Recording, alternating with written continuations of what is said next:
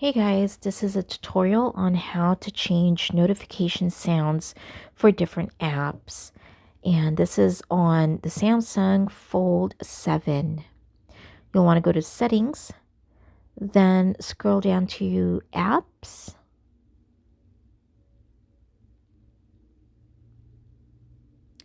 Then in this case, we'll use the Google Messages to change the notification sound. And of course, you could use these steps for any of the apps, but you'll want to go to Notification. Then make sure the notification category is turned on, that it's showing in this menu. If not, then you'll need to back out and make sure that's turned on. So rather than trying to go through different steps and finding that, we'll just do a search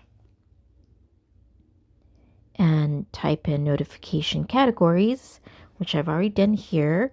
And then you'll want to click on message notification categories for each app. And you can see at the bottom, I've already have that on. I already have that on. Make sure that you have that. And then we'll back out, go back to apps, down to Google Messages.